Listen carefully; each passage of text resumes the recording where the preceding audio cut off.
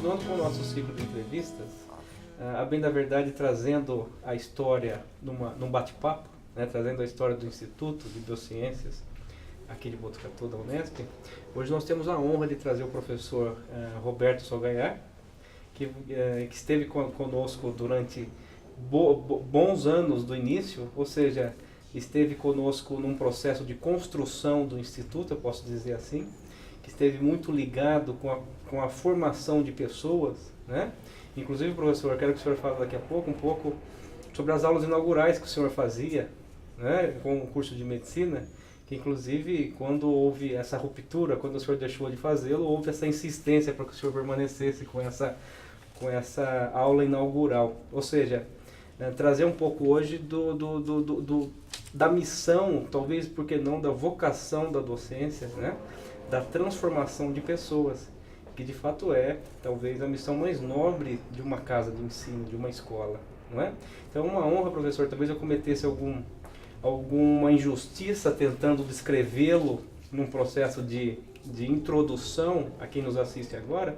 Então, eu gostaria que o senhor falasse um pouquinho, exatamente do que nós estávamos batendo um pouquinho de papo agora há pouco, a respeito da sua formação, né? Que nos coloca numa condição de aprendizado pleno, né? Ver esse processo todo. Eu agradeço de antemão o pronto aceite para estar aqui conosco hoje, e eu gostaria que o senhor falasse um pouquinho desse início do processo de formação do professor Roberto. Bom, antes de mais nada, eu quero agradecer ao Instituto, lembrar do nosso nome, de nos convidar para esse encontro, que é sempre muito prazeroso. A nossa casa, que nós nos formamos aqui, nós nos evoluímos, crescemos, né, e se aposentamos nessa casa e não saímos ainda, me botaram para fora, na realidade me botaram para fora. Mas então é muito prazeroso voltar aqui e deixar um pouquinho das lembranças nossas aqui, né? Bom, eu gostaria, antes de a gente chegar no Instituto, eu gostaria de fazer um prólogo de dizer o seguinte: a escola pública era uma escola muito boa, mas era muito limitada, poucos alunos. A geração do pós-guerra, de 45, começou a chegar às portas da universidade, e um número cada vez maior. E as vagas eram limitadas, então você tinha alunos com nível suficiente, mas não tinha vagas. Então era chamado os alunos excedentes. Perfeito.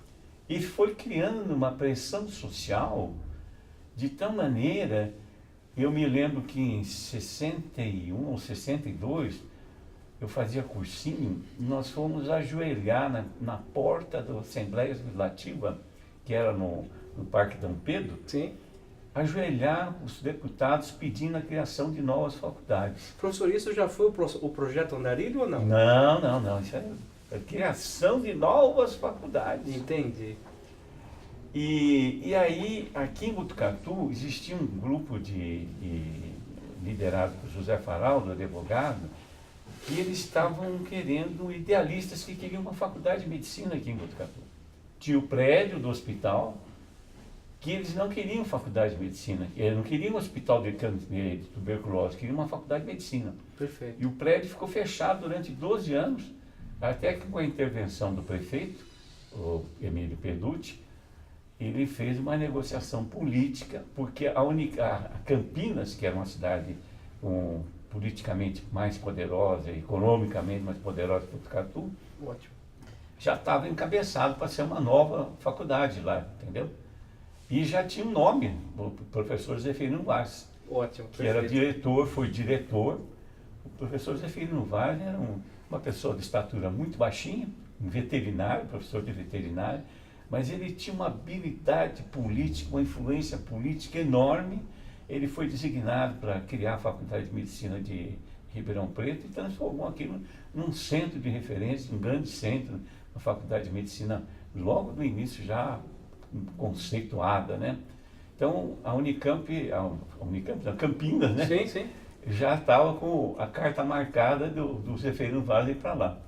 E as reivindicações aqui do nosso prefeito aqui foram difíceis, né? Mas ele conseguiu também, o nosso prefeito, ele foi muito hábil também, de conseguir que o governador criasse uma nova faculdade aqui, né? Então foi uma grande vitória. E eu vim para cá na primeira turma, né? E historicamente o edital o primeiro edital foi muito interessante. Que ele dizia, tinha algumas disciplinas gerais que eram 140 vagas, Certo. mas a anatomia humana era 60. Citologia 20 ou 30, da anatomia veterinária 20 ou 30 e tal. E dizia o seguinte, quem não conseguisse a matrícula naquele ano, podia matricular no ano seguinte e as vagas restantes iriam para o vestibular. E assim eu vim, não fui classificado na primeira leva, comecei a fazer veterinário. Certo. E durante o primeiro semestre nós chegamos à conclusão que, conversamos com o professor Montenegro, que era o responsável pela gestão dos cursos aqui. Ah, meu Deus. Depois eles editam. E o professor, falando para o professor Montenegro, o ano que vem nós já vamos fazer a anatomia humana, por que já não fazemos já? E ele concordou. E então, a partir do segundo semestre, começamos a fazer a anatomia humana junto com a turma da medicina. E o que faltou para a gente, nós fizemos em janeiro e fevereiro, e a anatomia, e o curso continuou. Então, é uma modalidade diferente, né? Coisa, já começa diferente, né? Professor, e aí já era a FCMBB? Era a Faculdade de Ciências Médicas e Biológicas de Botucatu. Perfeito. Historicamente, ao lado dessa aspiração dos líderes daqui, na USP, na Faculdade de Medicina da USP, tinha alguns professores, como o Joacim, Alberto Carvalho da Silva e outros, que estavam preocupados com o rumo da Faculdade de Medicina. Eles não estavam satisfeitos. Então, eles estavam trabalhando num novo modelo de faculdade. E quando o professor foi criado por Botucatu, ela já veio formatada com esse novo modelo, sabe? O que inclui esse modelo? Acabar com a cátedra permanente. Perfeito. Porque a cátedra, o cara ia fazer o concurso de catedrático, acabou, era ele, até ele morrer. Entendi. Então não dava acesso a mais ninguém aqui, né? Então era muito limitada a coisa. A ligação entre a ligação entre a cadeira básica e aplicada, tempo integral, né? Tempo integral, professor em tempo integral, eram novidades. Nós antecipamos a reforma universitária, que veio alguns anos depois, em nível nacional. Mas nós já antecipamos em 63, quando começou aqui em Botucatu, nós já éramos vanguarda. Sensacional. E ver isso acontecendo numa cidade... Veja bem o nome da faculdade, Faculdade de Ciências Médicas e Biológicas. Perfeito. Né? Então, esse foi o embrião da coisa. Né? E foi difícil, porque era uma novidade, né? Sem dúvida. E colocar isso no papel, regimento, quantas horas e horas foram gastas em fazer regimento, grade curricular, e sempre procurando melhorar, cada ano melhorar, havia uma deficiência aqui, uma falha ali, e vai melhorando. Ou seja, o debruçar por essas características, por essas atividades administrativas, toma-se tempo. Toma-se tempo, e não só administrativa, mas filosófica também. Sem dúvida. Toda uma filosofia, né? Claro. Então a Faculdade de Ciências Médicas e Biológicas tinha o setor biológico, setor médico, entendeu? Professor, os departamentos já estavam configurados da maneira que estão hoje? Não. O meu departamento era o departamento de patologia. Patologia. Que englobava anatomia patológica, parasito, micro e imuno. E que atendia esses cursos? Todos os cursos. Eu dava aula para veterinária, para medicina, depois para enfermagem. Era curso básico, era curso para todo mundo, entendeu? A anatomia era para todo mundo. Perfeito. O departamento de anatomia era para todo mundo. Tinha anatomia humana, tinha anatomia veterinária, tinha citologia, né? Depois, quando foi criada a Unesp, em 76, Ótimo. o departamento de patologia rachou. O uma parte ficou na medicina, anatomia patológica, e a outra parte veio para o instituto. Professor, só para entender um pouquinho a cronologia desse processo, então o senhor chega em Botucatu 63. Para fazer o curso de medicina. É. E como foi esse processo de conclusão do curso de graduação e buscar novos horizontes para a pós-graduação? O senhor começou a atividade docente como um instrutor de ensino ou como... Eu comecei, como eu falei, eu queria fazer medicina, eu queria fazer psiquiatria, achava muito bonito. Mas quando eu fiz parasitologia, na aula prática, vi a primeira latinha de fezes e vi a dimensão do problema de verminoses no país, eu falei, não, é nisso que eu tenho que me dedicar. E eu fiz o curso de parasitologia.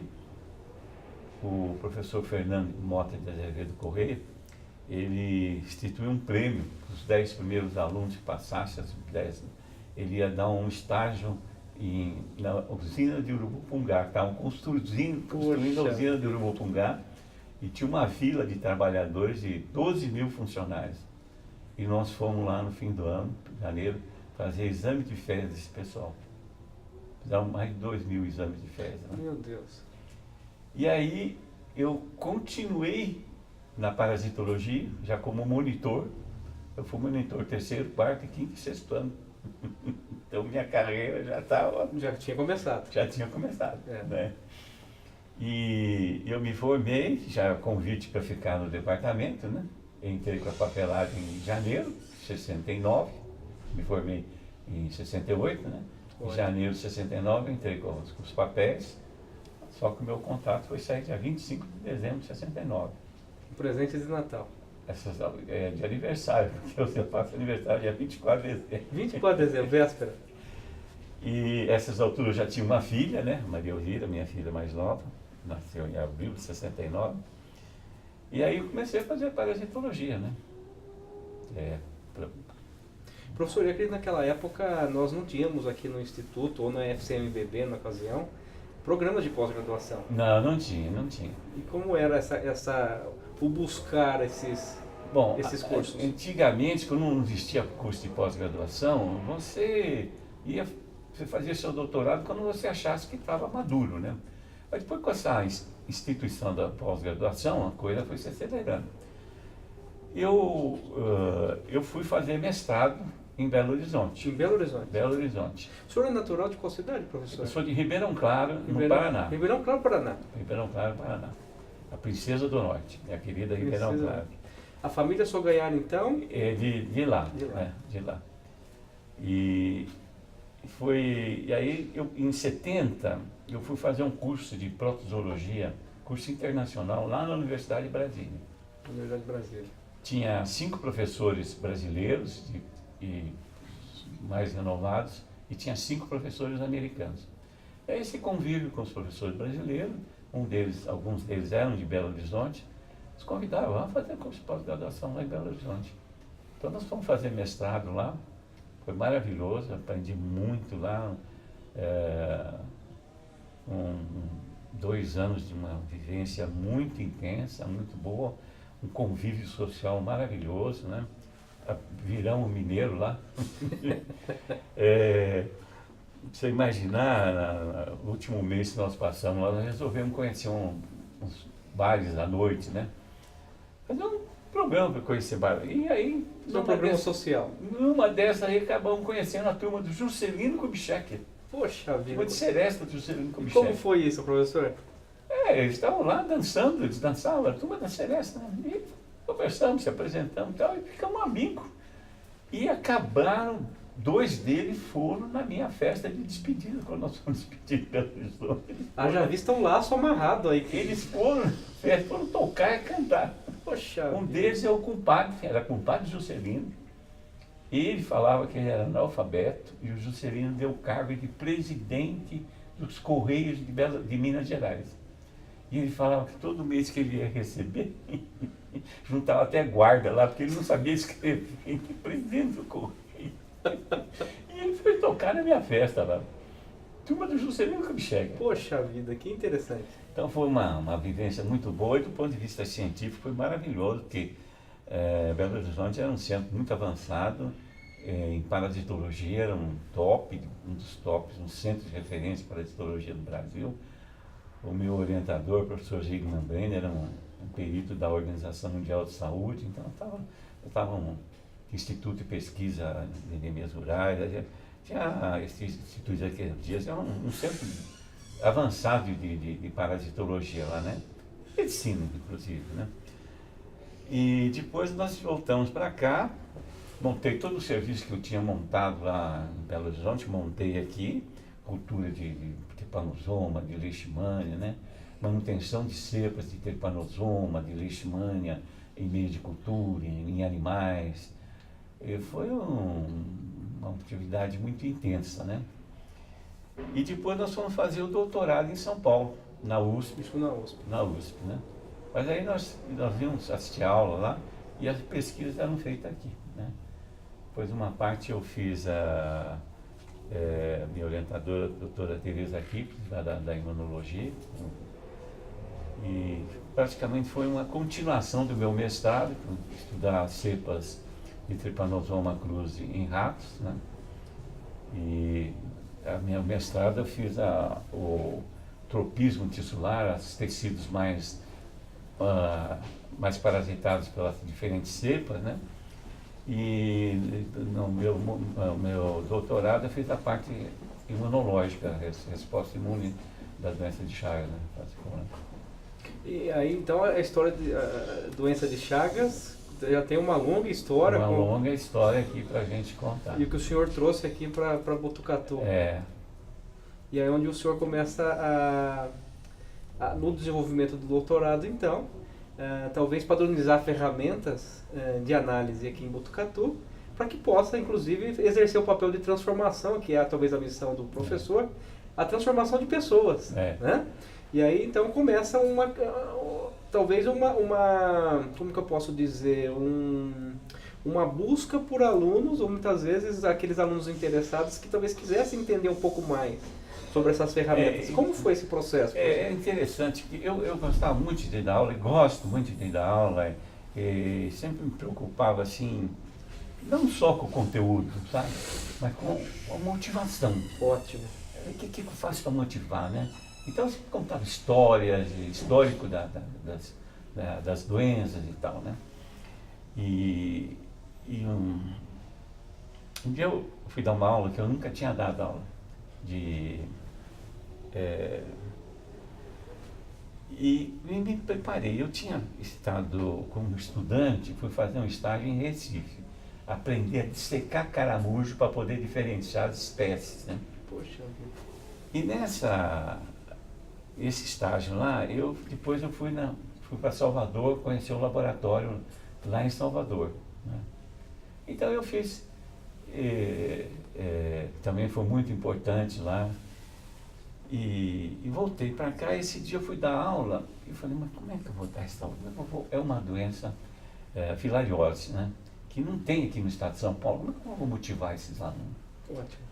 O que eu fiz? Eu montei uma série de fotografias que eu tinha tirado, numerei nas costas dela, pus num envelope numerado.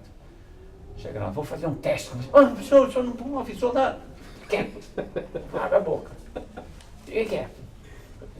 Distribuí, então falou, agora vocês abram aí, olha o que é, identifica, aí o número 1 vai falando, vai na sequência. Ele foi falando isso, aquilo. Aqui é um hospital. Eu falei, não, esse não é um hospital, esse aqui é o aeroporto de Guararapes, em Recife. Aí foi. Aí eu falei, mas por que eu fiz todo esse negócio aqui? Aí eu fui fazer um estágio lá em Recife, depois fui para Bahia e tal. E nesses locais eu descobri que, em Recife, por exemplo, 20% dos policiais militares têm uma doença. Peguei e projetei. Uma doença que dá um linfedema, um aumento de edema nos órgãos. Então, no saco escrotal vai no chão, assim, o cara sentado no saco lá no chão, Poxa, as mamas enormes, né? E os caras, nossa senhora, né? E descobri que quem transmite essa doença Projetei. Pernilonguinho que você tem na sua república. Olha, foi um sucesso, a aula foi maravilhosa. Não? Então, eu tinha esse negócio assim, de motivar os alunos. Né? Professor, talvez então, fazendo já um gancho com o que nós tínhamos falado no início, essa motivação que o senhor traz, né? Nós tivemos alguns minutos antes aqui do nosso bate-papo ali no café, falando um pouquinho sobre esses processos, a gente percebe que a motivação é algo que é fundamental. É fundamental. E talvez por isso tenha essa missão das aulas inaugurais do curso de medicina. O negócio é o seguinte, didática, se não tiver emoção, você não consegue transmitir conhecimento. Não tem. Sabe? Eu fui dar uma aula para biologia, terminou a aula, uma aluna falou, professor, eu quero trabalhar com o senhor, quero trabalhar em malária, quero trabalhar com o senhor. Eu falei, eu não trabalho com malária, mas eu quero trabalhar com o senhor, quero trabalhar em malária. Eu falei, meu Deus do céu. Eu falei, olha, minha filha, eu tenho no laboratório um plasmódium de roedor. Se você quiser trabalhar com plasmódium de roedor, eu posso abrir o laboratório para você, dar bibliografia para você estudar e tal, e tal. Bom, e ela veio. Sabe quem é ela hoje? Ela é responsável pelo laboratório genética de malária, laboratório da Organização Mundial de Saúde. Poxa vida. Ela é uma autoridade mundial hoje em genética de plasmódio. Com muito orgulho. Ela escolheu o professor, escolheu os temas, ainda que eles não tivessem naquele momento a conexão. E ela está lá. Que bacana. Entendeu? Então, é um negócio muito bacana. Professor, eu vejo que o senhor fala desse processo de transformação de pessoas com bastante brilho no olho. Ah, mas é verdade. Né? É verdade. Ou seja, isso nos comove. Né? Porque esse é o papel. É o papel de fazer dessas pessoas diferentes. E que bom que são pessoas diferentes para o bem. E teve um outro aluno meu que ele queria queria trabalhar com aranha. Eu falei, mas eu não entendo nada de aranha. E ele foi no Butantan e tal, e se interessou, começou a dar plantão lá. Eu falei, não, mas o professor lá do Butantan, ele me orienta e tal. Eu falei, bom, eu abro meu departamento, meu laboratório para você e tal. Então, arrumar os coelhos para ele tinha estrada da aranha e tal, e ele fez o trabalho dele, né? Hoje é o doutor Piesco, né, que é endocrinologista, virou endocrinologista. Mas ele teve a oportunidade de fazer o experimento que ele queria fazer, né? Então, E professor, nesse caminho, quem que o senhor recorda do departamento de parasitologia dessa época, que compunha aí o corpo docente? Bom, a minha esposa, né, companheira minha, também de parasita, nós parasitamos a vida inteira. Né? Aliás, nós nos conhecemos aqui, ó, nessa lupa. Nessa lupa, exatamente aqui nessa lupa. Eu estava examinando um caramujo e ela encostou o vidinho dela assim, o que você está vendo, não sei o que e tal. Que bacana. Aí tinha a festa de Santo Antônio. O que é essa festa, não sei o quê? Ah, isso é de Santo Antônio, não sei o quê. Aí fomos lá e chegamos lá, entramos na igreja junto, e depois fiquei sabendo, no dia de Santo Antônio, você entra com o namorado, você casa, né? E deu certo. Deu certo, casei no comecinho do 5º ano, rapaz.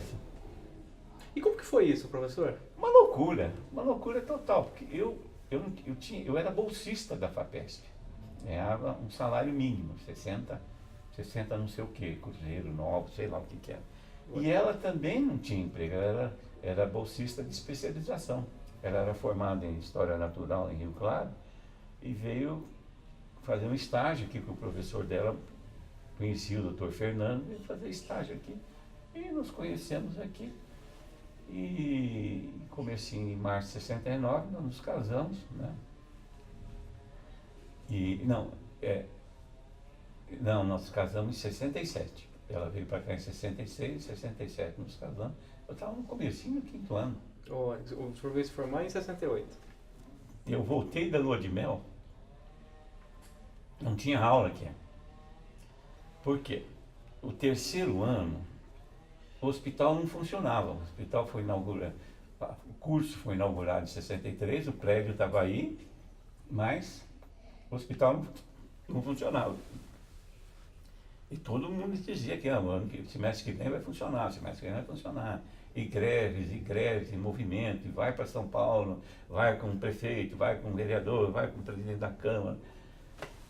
E nada. E aí um belo dia, numa assembleia de alunos, diante dessa análise crítica que nada funcionava, um louco lá levantou, já que greve não funciona, vamos a pé para São Paulo. Poxa vida. Loucura. Partiu dos alunos. Partiu dos alunos. Uma semana depois estava organizada, mas organizadíssima a Operação Andarilho. Operação Andarilho. Rapaz, hoje eu vendo, eu não acredito. Fala um pouquinho mais, o que foi a Operação Andarilho? Então, a Operação Andarilho foi o movimento dos alunos de fazer reivindicação ao governador. Na casa dele, a São Paulo, e a pé. Partindo de Botucatu. Partindo daqui. Então nós saímos daqui, todo mundo de avental, com os pirulitos na mão, e nós fomos de carro, passando por todas as cidades. Conchas, Laranjal, Tietê, Porto Feliz, Itu. Chegava na entrada da cidade, nós descíamos do carro, vestia avental, pirulito, e atravessava a cidade, pegava o carro e ia para outra cidade. Em Laranjal tinha um caminhão-restaurante esperando a gente com lanche. A população abraçava da cidade? Nossa Senhora! Esse é o comecinho. Toda semana em 2 caminhões de alimento de Botucatu para São Paulo. Chegou em Itu, entroncamento com a Anhanguera, foi montado um acampamento. Nós chegamos lá, as barracas estavam montadas, numeradas, cada um já sabia que barraca que ia ficar. E no dia seguinte, a pé, na Anhanguera, cada 10 tinha um monitor, e tinha uma turma que ia na frente, ficava descansando, chegava lá, trocava, uma turma ia a pé e outra ficava descansando, ia lá para frente. E assim nós fomos até São Paulo. Quando nós estávamos chegando em São Paulo, veio um assessor do governador que não queria que a gente acampasse no Palácio do Governo. Aí tinha um colega meu de turma, o Macaco, o Luiz Carlos, era conterrâneo do prefeito Faria Lima. Certo. Foi lá falar com o Faria Lima, falou, não, vou receber vocês no Ibirapuera, vou mandar instalar chuveiro quente para vocês. Isso eram 400 alunos. Ou seja, a notícia chegou rápido lá. Eram 400 alunos, e eram da medicina, da biologia, da veterinária, até da agronomia. Que também não tinha fazenda, não tinha nada, era tudo precário, né? Sim. E aí nós ficamos lá e nós não admitimos interferência política, nem política universitária, nem política partidária. Partidários, perfeito. E aí o governador, aquela inflexibilidade do movimento, a nossa era exclusivamente reivindicatória. Ele nomeou uma comissão de alto nível lá da USP e tal, e vieram para cá. Chegaram aqui. Viu a situação, falou, governador, os meninos têm razão. Ele destituiu o diretor da faculdade e nomeou o diretor, professor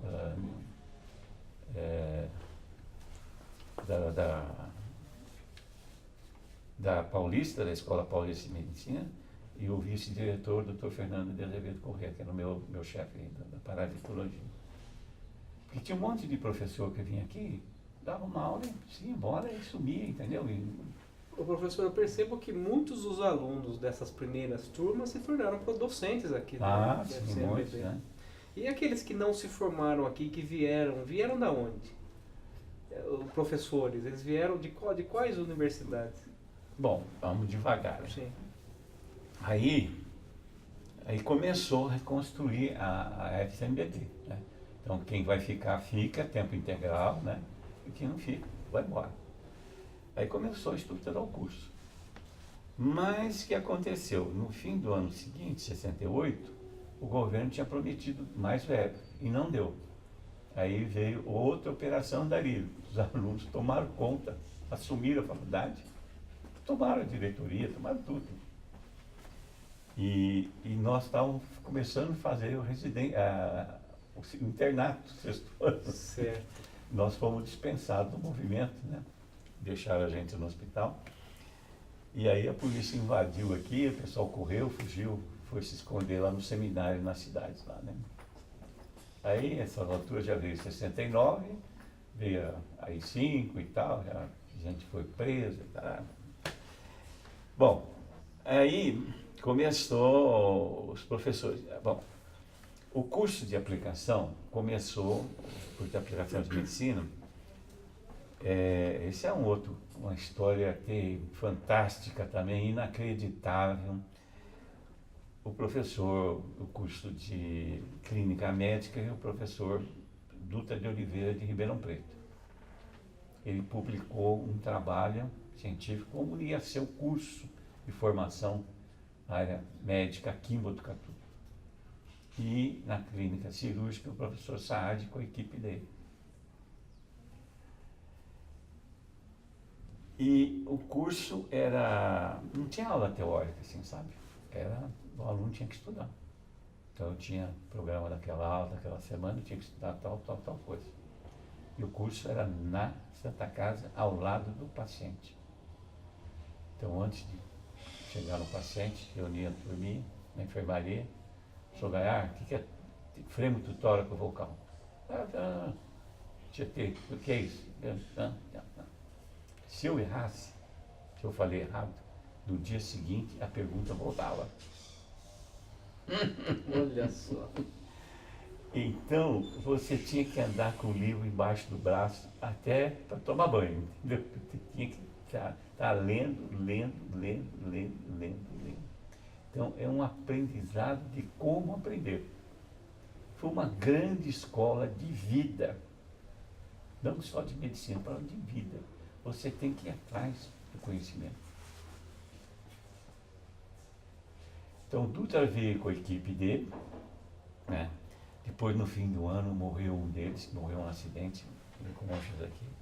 E o professor Saad veio com a equipe dele, o Trindade, o Carlos Gomes, que tinha falecido, o Luigi, enfim, veio com a equipe. Então, começou a formar a base do curso médico aqui, né? E depois começaram a vir professores da USP, de São Paulo, de Ribeirão Preto, né? Começou a formar devagarzinho aqui. A ortopedia, por exemplo, demorou muito tempo para ter um professor de ortopedia, entendeu? Isso eu lembro de neuro. O professor Espina era professor da USP, só das clínicas. Ele trazia os pacientes dele neurológicos, crônico, trazia de Kombi aqui, ficava internado aqui. E era até engraçadíssimo, porque ia pesquisar o reflexo, assim, os caras eram mestres, né? Os pacientes eram mestres, né? Falaram, é mais para cá aqui, doutor. Então, mas o doutor Espina depois foi embora, né? Depois, por muito tempo, veio outros neurologistas. Então, foi devagarzinho, foi formando aqui. A doutora Neuza Lima Dilon, da Dermato, veio, morava no hospital, né? Dava até um apoio para a gente no sexto ano, que a gente ficava sozinho aí à noite, né? Tinha um pós-operatório e acabava a cirurgia para o quarto e ficava a responsabilidade do interno. Entendi. A gente não tinha experiência, né? Mas ficava. Nós fazíamos exame de fezes, exame de urina dos pacientes, fazia a glicemia dos pacientes, entendeu? O pós-operatório. Que aprendizado. Lógico. E enfermagem também, bem fraquinha, não tinha experiência nenhuma, né? Então foi anos heróicos aí no comecinho, né? O professor, então tá claro assim pra gente que o processo de transformação é um processo difícil, o processo da construção da universidade. O poder de transformação que talvez nós temos hoje, da transformação de pessoas, ele parte também de uma transformação de estrutura. Né? E nós sabemos a dificuldade que é de levantar uma parede, que um instituto, que uma universidade. Né? E a gente hoje discute um pouco sobre isso, né? Falando um pouco eu posso dizer, do embrião que partiu de um sonho. Eu vou dar um exemplo para você, William. O professor de fisiologia, ele veio do Rio Grande do Sul. ele tinha uma aula de volemia para determinar a quantidade de sangue no corpo. Precisava de uma substância. Nós não tínhamos aqui. Meu irmão estudava lá em Pinheiros. Eu fui no Hospital das Clínicas, de porta em porta, do primeiro ao 10º andar, e trouxe um vidrinho assim, azul de Evans, uma porcaria. E trouxe, fizemos uma aula aqui. Poxa vida. Não tinha cachorro, nós saímos na rua caçar cachorro, no dia seguinte o cachorro estava na mesa. Precisava sapo, para fazer experiência com sapo. Eu catava uma garrafa de pinga, ia para o brejo, no dia seguinte tinha sapo para dar aula. Então esse espírito De arregaçar as mangas, nós criamos até um mote. Não tem, nós faz. Entendi. Não tem, nós faz. Primeiro cadáver que nós secamos em cima de caixote de bacalhau. No ano seguinte tinha uma mesa de inox. Claro. Com som ambiente. Entendeu? Sim. Com som ambiente. Mas a partida? Partida na raça. Na raça.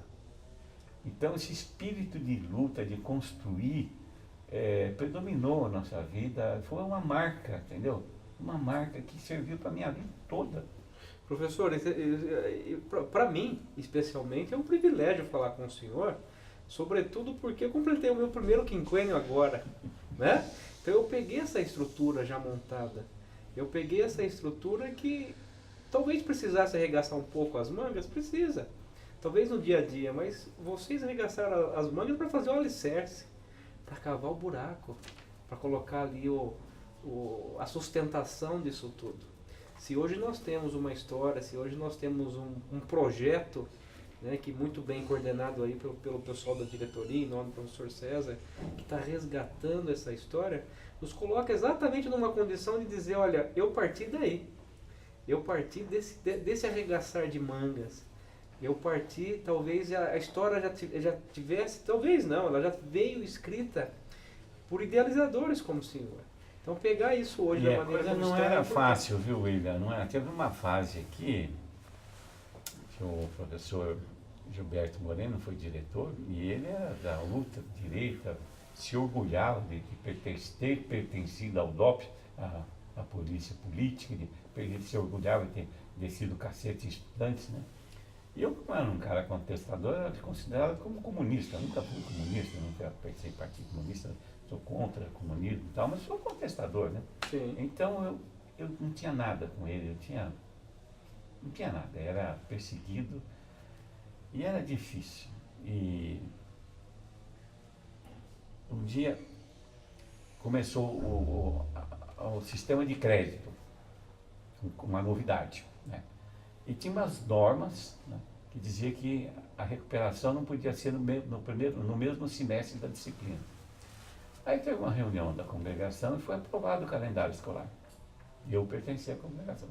Chegou uma noite em casa, fui olhar, falei, isso aqui, essa disciplina aqui está dando recuperação no mesmo.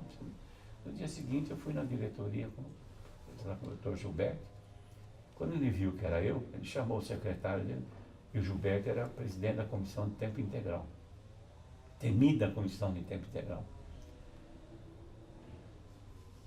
Ô fulano, é um processo salarial da CPRT. Eu chego, professor, o negócio é o seguinte, grade aqui, Oh, não, fulano, não precisa não. Coisa desse tipo, né? Olha, você imaginar, rapaz, eu não conseguia, ele me dava um grampeador de papel, não dava. Só consegui grampeador de papel quando eu consegui meu primeiro projeto para CNPq, aí que eu consegui comprar grampeador de papel. Poxa vida. Percebe-se a dificuldade, não é, professor? Esse prédio aqui, esse prédio novo aqui, tinha dois bebedor de água, os dois eram anamicos, biologia, parasita, não tinha bebedor de água. Coisas desse tipo, rapaz. Coisas desse tipo. Ou seja, o processo de construção ele foi difícil, muito difícil. Esteve presente no dia a dia, né? No dia a dia. Não foi só construir o prédio, não, enfrentar todas essas correntes ideológicas que foi criada aqui dentro da Unesp, né? E, inclusive, em 77, eu tinha um inglês, estava trabalhando comigo no meu laboratório. 77, só para a gente entender, já a Unesp. Já a Unesp, né? A Unesp foi de 76, 76, né? É. Em 77, naquela época, o general Frota, que era ministro do Exército, estava querendo dar um golpe no país. Criou uma revolução lá, fechou a Universidade de Brasília, a PUC, não sei o quê.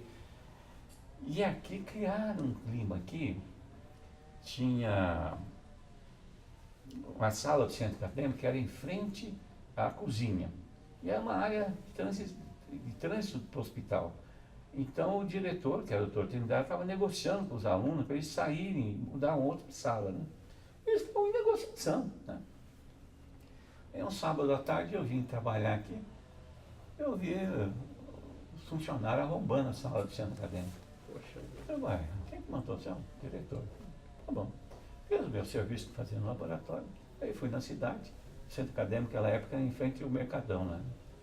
Falei, ó, o centro acadêmico está sendo bombado lá. Aí eles vieram aí, chegou na segunda-feira, eles iam passar a noite fazendo vigília, uma turma ia rodiciar, fazendo vigília. No fim, eles resolveram todos os alunos ficarem aqui. Eu estava com inglês aqui, né? Eu saí do meu laboratório, saí fora dos horários, né? Terminava tarde, e ia tomar uma cervejinha aqui do lado ali daqui. Eu vi um monte de carro voltando para a faculdade. Aí parou um colega assim, ô, seu cara está aí, todo mundo desesperado, estão ligando para a marineira, não sabe onde é que está e tal. Mas o que está acontecendo? Ah, a polícia disse que vai invadir aí. Então, estão chamando todos os docentes para ficar junto com os alunos. Ah, vamos embora. E fomos lá e passamos a noite com os alunos. E tem esse ingrediente ainda, que talvez tenha discutido pouco, né, professor? A questão política que o país vivia na ocasião. E aí, tem um colega meu, um professor da Bico, professor Montelli, e ele era do Rotary. E o delegado de polícia era do Rotary também. Mariello, pai desse prefeito aqui. Sim. O doutor Montelli chegou para o delegado e falou, Mário, eu acho que não tem nada de política aqui, partidária e tal, só aconteceu, Então tá bom. E o Mariello ligou pro... Como é que era o nome do cara lá de... Delegado da Polícia Federal lá, de Brasília. Aí ele falou, Mário, você resolve do jeito que você tem carta branca, resolver do jeito que você quer. Então o Mário chegou lá na frente da cozinha, chamou os alunos, aqui, ó, tem duas soluções. Ou vocês dão um nome seu aqui e vão embora para casa, ou eu vou prender todo mundo. Ah, eu não tenho carteira dentro. Não, se o professor falar que seu nome é esse, é tudo bem, tudo bem. Não, poxa, acabou o problema. Tá bom, e o inglês estava aí comigo, né? Eu falei para ele, você vai, fica fechadinha na minha sala, lá, não saia de lá de jeito nenhum. E 7 horas da manhã, 7h30 da manhã, estava tudo embora, estava saindo assim da patologia, né? Do departamento nacional. Eu, o meu inglês, o tiracolo, quando eu vejo na porta, a sorte minha, rapaz, tinha vários guardas lá com cães, cacetete, metralhadora. Um dos guardas era meu vizinho. Poxa vida, que sorte. Foi a minha sorte. Falou, seu cara, falou, tá tudo certo, já tá tudo resolvido, estamos indo lá para cá. Foi assim o negócio, rapaz. Poxa vida, ou seja, tem esses ingredientes que... Esse ingrediente. Professora, o bate-papo está muito gostoso. A gente tem que obedecer a um certo horário. Né? A gente tem um tempo para começar e para terminar aqui, até para não tomar muito tempo do senhor não, também. Não, meu está à disposição. Que nos brindou hoje com essa trajetória. E eu queria terminar, professor, falando assim que o processo de transformação que talvez tivesse iniciado, iniciou dentro da universidade. Ele rompeu os muros da universidade e chegou na cidade de Botucatu, que inclusive eu fiz uma tarefinha de casa e fui buscar algumas informações e descobri que o senhor foi condecorado como cidadão botucatuense. Ah, foi uma grande honra para mim, viu? Ou seja, hoje é cidadão dessa cidade e houve esse abraço, né? Que talvez tão importante quanto mudar pessoas dentro da universidade e levar essas transformações para a cidade que nos abraça, não é? Para transformar de fato as pessoas que estão ali financiando para que tudo isso aconteça. Ou seja, receber uma condecoração dessa, de fato, eu acredito, o senhor poderia falar um pouco mais sobre isso, para finalizar esse processo desse bate-papo. E até eu gostaria que, já emendando com isso, professor, o senhor fizesse já que o senhor pontuasse talvez algo que tivesse ficado, que não tivesse pontuado aqui na nossa conversa. Eu talvez... vou falar. Em 2008, eu recebi o título de professor emérito. Mas isso tem uma história.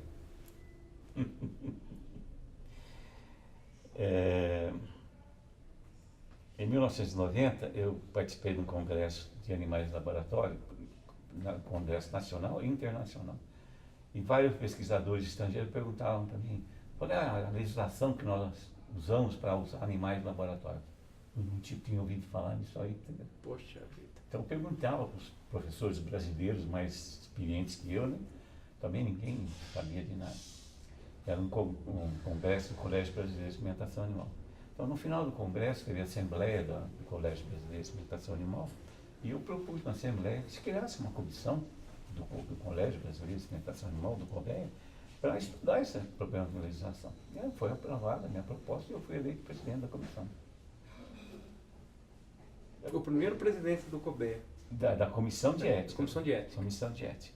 E a primeira proposta minha é a seguinte: pensar em legislação para um país desse tamanho, a primeira coisa que nós temos que fazer é conscientizar, não adianta ter lei.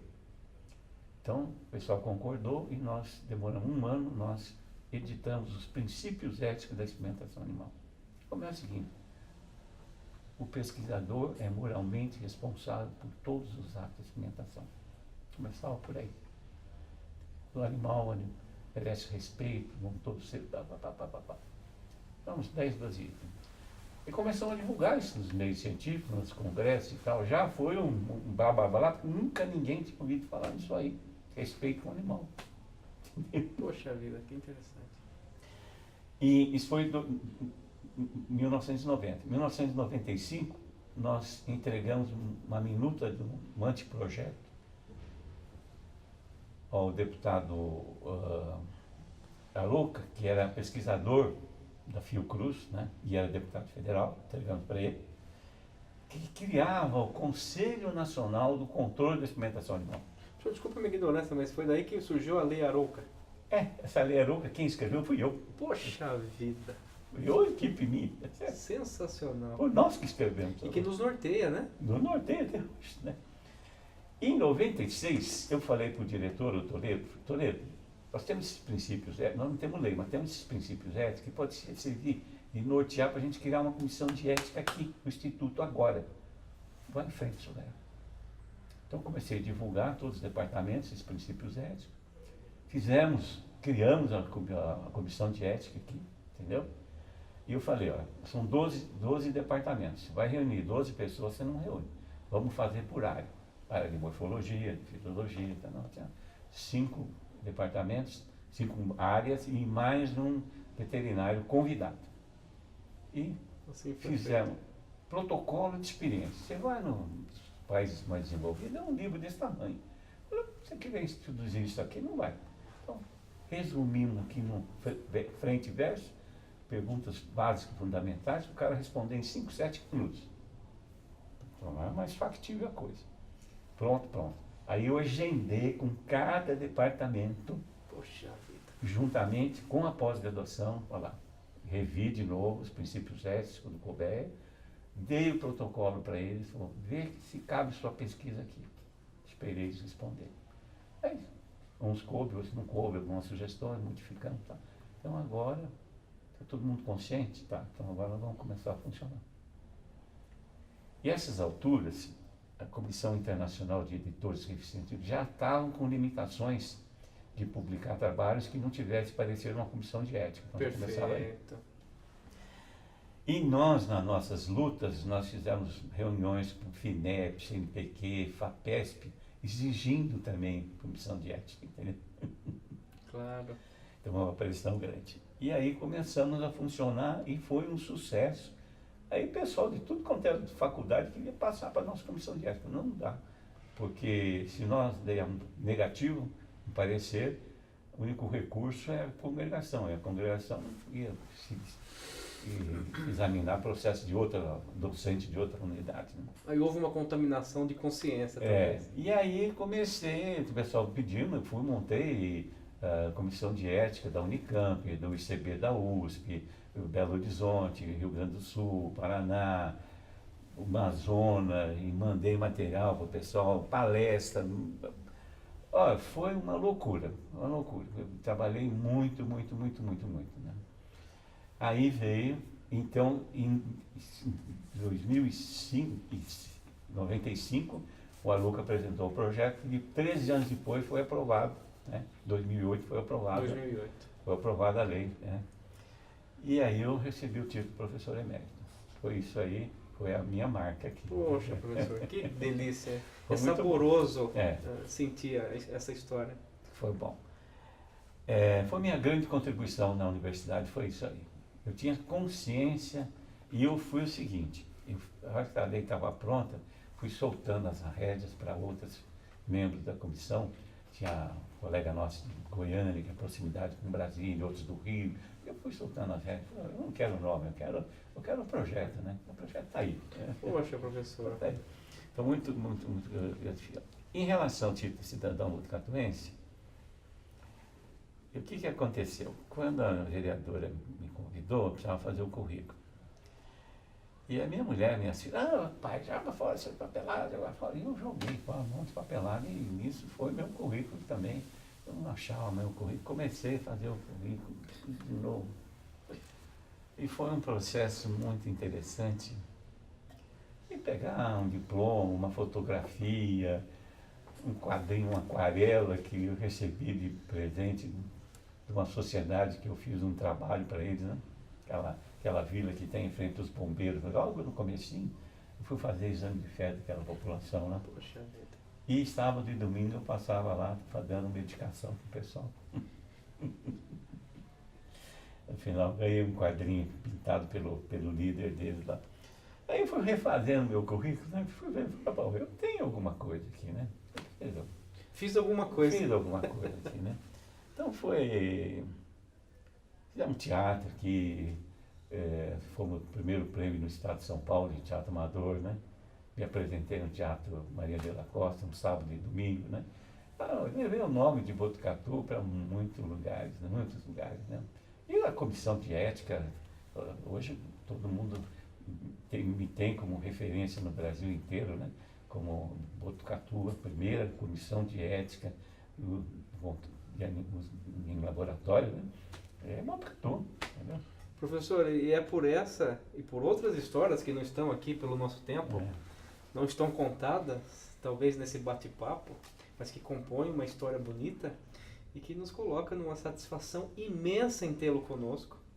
Sinta-se abraçado, não por mim, que tive a oportunidade de dar um abraço já no senhor, mas abraçado por esse instituto, que muito nos honra tê-lo como história disso aqui, como algo que nos coloca num ponto de partida, né?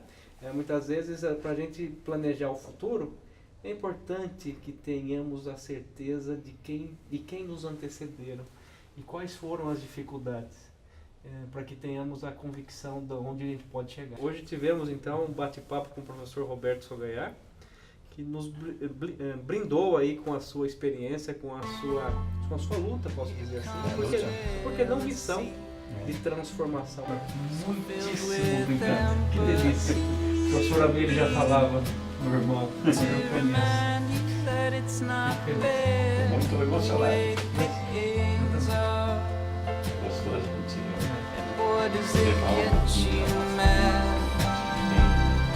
Anger's got your back.